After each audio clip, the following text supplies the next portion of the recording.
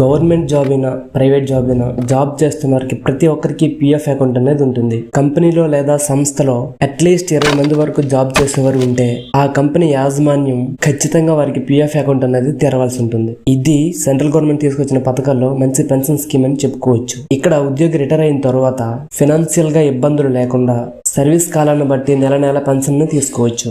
ఇంకా రిటైర్మెంట్ ముందు PF account లో అమౌంట్ కూడా విత్డ్రాల్ చేసుకోవచ్చు. ఈ పిఎఫ్ అకౌంట్ ఉన్న వారికి అట్లీస్ట్ 10 years సర్వీస్ ఉన్నట్లయితే రిటైర్మెంట్ తర్వాత అంటే 50 years తర్వాత వారు పెన్షన్ కూడా తీసేసుకోవచ్చు. పిఎఫ్ అకౌంట్ లో అట్లీస్ట్ 10 years సర్వీస్ ఉన్నట్లయితే జాబ్ చేస్తున్న వారి యొక్క శాలరీ నుంచి ఎవ్రీ మంత్ 12% అనేది కంపెనీ నుంచి పిఎఫ్ అకౌంట్ లో అమౌంట్ అనేది డిపాజిట్ అవుతుంది. At the same time PF account లో ఆ కంపెనీ కూడా సేమ్ అమౌంట్ యాడ్ చేయాల్సి ఉంటుంది. అయితే ఇక్కడ 8% అనేది పెన్షన్ స్కీమ్ కు, ఇంకో 3% అనేది ఈపీఎఫ్ అకౌంట్ లో డిపాజిట్ అవుతుంది. ఫైనాన్షియల్ ఇయర్ చివరిలో మన పిఎఫ్ అకౌంట్ లో డిపాజిట్ అయినటువంటి డబ్బులకు సెంట్రల్ గవర్నమెంట్ అనేది పిఎఫ్ అకౌంట్ లో ఇంట్రెస్ట్ అనేది డిపాజిట్ చేస్తుంది. ప్రెసెంట్ ఈపీఎఫ్ ఇంట్రెస్ట్ రేట్ అనేది చూసుకుంటే 8.25% గా ఉంది. అయితే మీరు ఏ కంపెనీలో చేస్తున్నారో ఆ కంపెనీ అనేది ఎవ్రీ మంత్ ఈపీఎఫ్ అకౌంట్ లో అమౌంట్ అనేది డిపాజిట్ చేస్తుందా లేదా, దీనికి సెంట్రల్ గవర్నమెంట్ ప్రతి సంవత్సరం ఇంట్రెస్ట్ అనేది డిపాజిట్ చేస్తుందా లేదా అనేది ఈ విషయాలు మనం ఖచ్చితంగా తెలుసుకోవాలి. మన పిఎఫ్ అకౌంట్ లో అమౌంట్ ఎంత ఉంది ఎలా తెలుసుకోవాలి అంటే, ఫస్ట్ మిస్డ్ కాల్ ఇచ్చి చెక్ చేసుకోవచ్చు.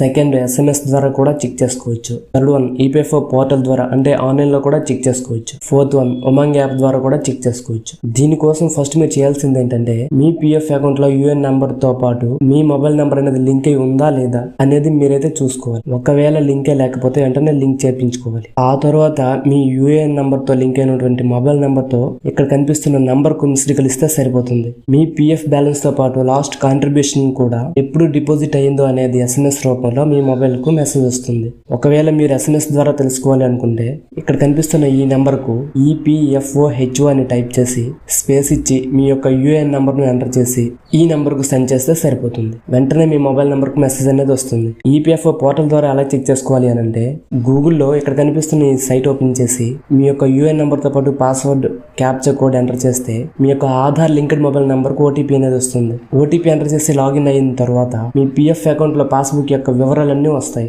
అలాగే ఉమంగ్ యాప్ ద్వారా కూడా చెక్ చేసుకోవాలని అంటే ప్లే స్టోర్ లోకి వెళ్లి ఉమంగ్ యాప్ ని డౌన్లోడ్ చేసుకుని సోషల్ సెక్యూరిటీ ఆప్షన్ లో ఈపీఎఫ్ఓ పై క్లిక్ చేస్తే యూఎన్ నెంబర్ అడుగుతుంది. ఎంటర్ చేసిన తర్వాత మీ మొబైల్ నెంబర్ కు ఓటీపీ వస్తుంది. ఓటీపీ ఎంటర్ చేసిన తర్వాత మీ పిఎఫ్ బ్యాలెన్స్ యొక్క పూర్తి వివరాలు ఇక్కడ తెలుసుకోవచ్చు. మీకు పిఎఫ్ అకౌంట్ లో అమౌంట్ ఎలా విత్డ్రాల్ చేసుకోవాలి, పాత కంపెనీ నుంచి పిఎఫ్ అకౌంట్ లో ఎగ్జిట్ ఎలా అవ్వాలి, ఆ ఎగ్జిట్ అయిన అకౌంట్ ని మళ్ళీ కొత్త కంపెనీలో ఎలా మెర్జ్ చేయాలి, ఆ ఎగ్జిట్ అయినటువంటి అకౌంట్ లో ఉన్న బ్యాలెన్స్ ని ఇప్పుడు చేస్తున్న కంపెనీలోనికి ఎలా ట్రాన్స్ఫర్ చేయాలి, యూఏఎన్ అకౌంట్ ని ఎలా యాక్టివేట్ చేసుకోవాలి, పాస్బుక్ బ్యాలెన్స్ ఎలా తెలుసుకోవాలి, యూఎన్ పాస్వర్డ్ ఎలా క్రియేట్ చేసుకోవాలి, ఇలాంటి వివరాలు మీకు కావాలి అనుకుంటే మీకు ఏ సమాచారం అయితే కావాలో దాన్ని కామెంట్ రూపంలో తెలపండి. దానిపై నేనైతే ఒక వీడియో చేసి మీ ముందు పెడతా. Thank you.